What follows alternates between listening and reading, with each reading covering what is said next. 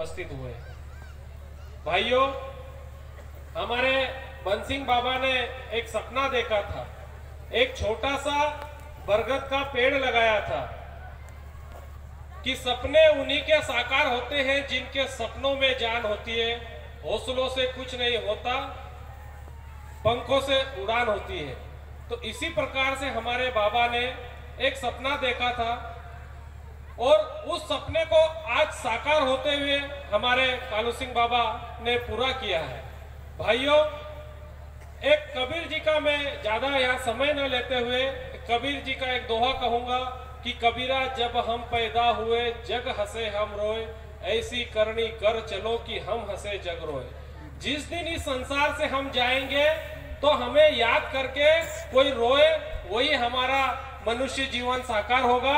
ऐसा कार्य हमारे कालू सिंह बाबा जी कर रहे हैं, जो नशा मुक्ति का कार्यक्रम कर रहे हैं। मैं आज इस कार्यक्रम में आया और बाबा ने आशीर्वाद दिया।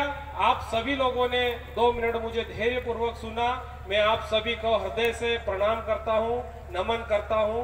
जय बंसिंग बाबा की जय। माता सरस्वती की, हमारे शिव भगवान की, बाबा बंसिंग महाराज की, हमारे कालू सिंह महाराज की, माता सुमली देवी की और सब हमारे शिव पंथ के सभी हमारे भाई बहने, हमारे साथी दोस्तों सबकी जय। वारू मुजावे की नहीं आती, हमारे वारू ठंडी ठंडी हवा नहीं जम रहे। कांकुर आप इंडोल देखने जाता से जाजे तो सब आ रहे हैं कि नहीं आ रहे। और आज महाराज अपनों का जे एक मतलब बहुत बढ़िया अमृत जो से अपनों का जे यहाँ पर खीर दूध पाव से आप जे और आपनों भी अमृत जो से यहाँ पर प्राप्त करें जा सो आप यहाँ कथा सभी भाई और बहनों का जे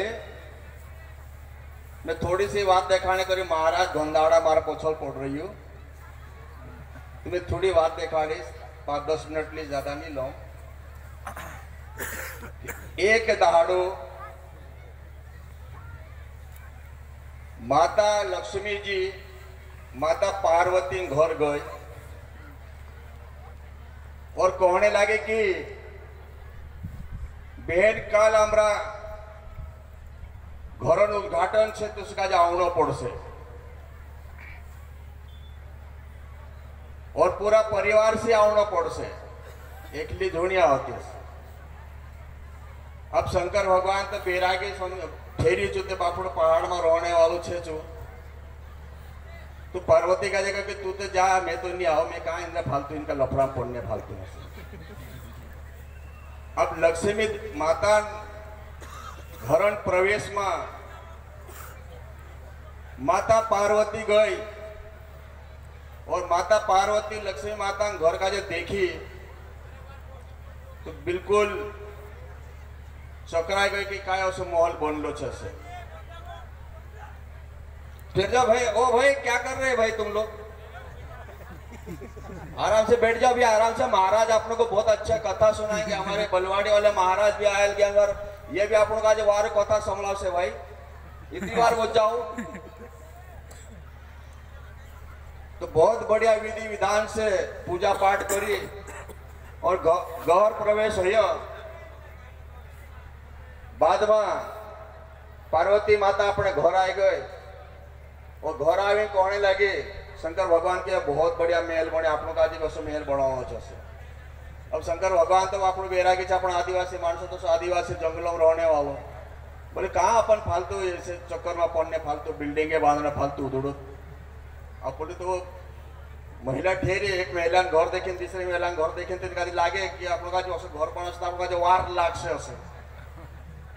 अब नहीं मानी कि शंकर भगवान का जे तेरी बात का जे मानना पड़ियो और शंकर भगवान नंदी भगवान का जे मुक्ति तेरो वाहन से नंदी भगवान का जा बोले मतलब विश्वकर्मा का जे बुलाई लाओ।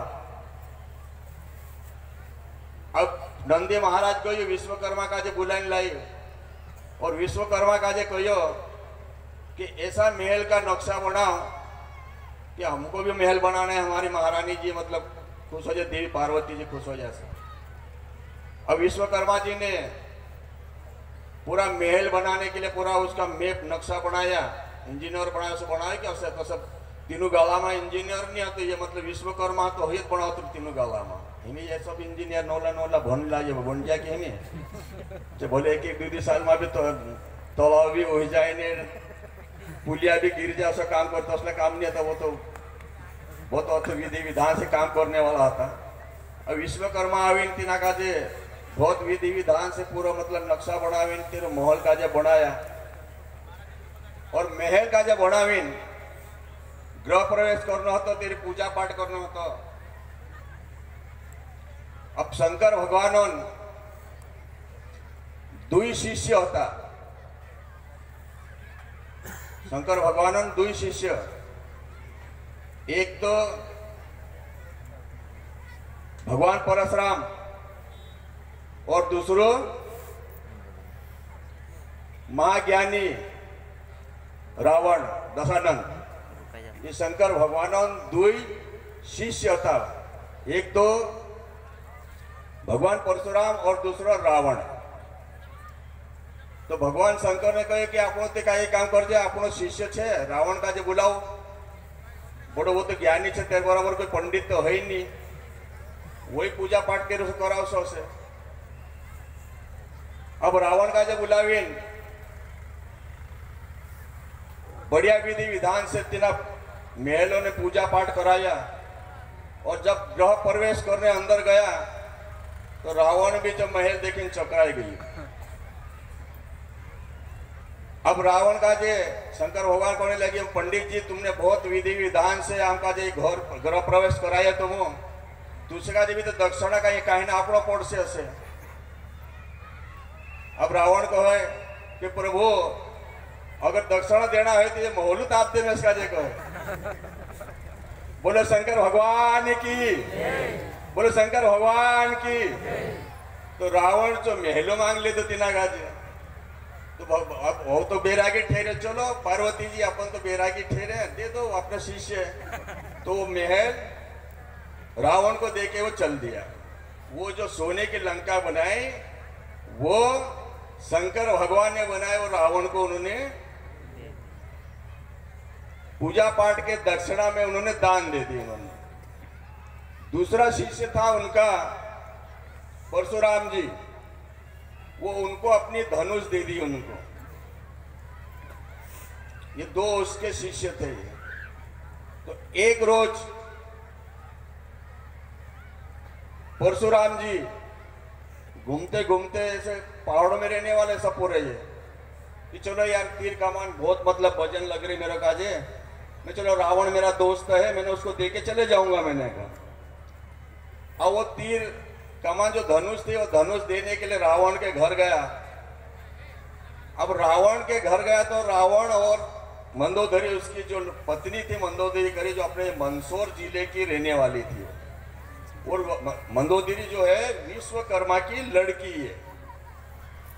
तो वो जब देने गया वो वहां पर, तो दोनों पति पत्नी में झगड़े चल रहे थे कि रावण बोले कि ये जितने भी यहाँ पर ये साधु संत है ये सब निकम्मे हैं, सब हराम के खाते हैं, इनसे टैक्स वसूला जाए। तो टैक्स वसूली करने की बात कर रहे थे इधर, मतलब मंदोदरी बोले कि नहीं ये तो भगवान है, अपने पूजनीय है, अपने लिए ब्राह्मण है, अपन उनसे कैसे टैक्स लेंगे। तो ये सारी बातें भगवान परशुराम सुन रहे थे, और भगवान परशुराम वहां से एकदम से फिर निकलने लगे। तो रावण ने उनको देखा कि हे दोस्त तू यहाँ कैसे खड़ा, बोले बाहर कैसे, बोले आप अंदर आओ, बोले इनको बोले स्वागत करो, इनको कोई मतलब इनको भोजन नाश्ता वास्ता करे कोई अपना का कुदा दे, पानी पाओ रे, चाह पाओ रे ऐसे। तो ये करने में फिर कोई मैं तो तेरे घर का पानी भी नहीं पियो, कि वो भी ब्राह्मण ठहरा कि तुम ब्राह्मण के साथ में टैक्स वसूल करने की बात कर रहे हैं, तो तार घर पानी पीने से शायद क्या मतलब है। तो वो तीर वो धनुष लेके वो सीधा जनकपुर गया, और राजा जनकपुर के वहां पर वो धनुष देके आ गया। तो एक बार क्या हुआ, राजा जनकपुर और रावण ये स्वर्ग में जाते थे पहले, ये देवी देवताओं के जाके मीटिंग करते, जैसा ये नेता मानसिक से जाए कि भोपाल में दिल्ली जाए, मैं नेता ने बात नहीं करूँ, कहा कि ये ये धार्मिक मंच है, तो मैं नेता बात कभी करो नहीं मैं, तो ये धार्मिक मंच से धार्मिक की बात करीश मैं। तो तैसा जाएंगे तैसा ही भगवान भी, भगवान चल जाए तो वहाँ भगवान के यहाँ त्रिलोक में वहां पर रावण जनकपुर राजा के साथ में प्रतियोगिता में हार गया था। तो वो रावण तो बदले की भावना ज्यादा रखने वाला तो जरा क्रोधित ज्यादा होतो ना, घमंडी का के पूरे त्रिलोक का जो तीनों लोक का जो जीतले होतो ने, तो तेरी से ज्यादा घमंड होतो तेना का। तो अब करना क्या कह कि इन्हों का जो जनकपुर का जो आपनो नीचे देखानो से, तो वो जो टैक्स लगाने में बात कर ले कि प्रत्येक ब्राह्मण और प्रत्येक साधु संत है उनसे एक एक तोला खून निकाला उनसे, ये टैक्स में लिया जाए इंद्र से। तो दोतरा भी मतलब ये संत से इंद्रजोल रावण एक एक तोला खून निकालने चालू कर देता।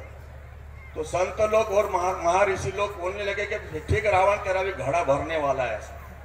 तो वो घड़े में भरते भरते भरते वो पूरे इकट्ठे होते थे कि एक तोला खून पूरा घड़ा भर गया।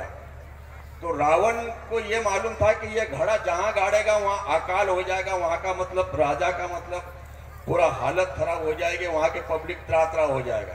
तो रावण ने वो घड़े को जनकपुर में ले जाके गाड़ दिया। वो जनकपुर में जैसे गाड़ा तो वहां पर अकाल हो गया। वहां पर 12 साल हो गए, 12 साल तक ना पानी गिरा, ना वहां पर अनाज कोई पैदा हुआ, सारे झाड़ सूखने लग गए, पत्ते गिरने लग गए, ना वहां के लोग त्रा त्रा त्रा होने लग गए। तो एक रोज आकाशवाणी से ये हुआ कि जब तक राजा जनक हलष्टी यज्ञ नहीं कराएगा, जब तक यहाँ पे बरसात नहीं होगी। तो उन्होंने आकाशवाणी के माध्यम से उन्होंने जनकपुर राजा ने हलष्ट यज्ञ कराया। हलष्ट यज्ञ कराने के बाद में दोनों राजा और महारानी ने वहां से बोलते बोते बोते बोते हल चलाते चलाते आए। तो वो सीतामढ़ी में आकर एक जो घड़ा गड़ा हुआ था, वो घड़ा उसके हल में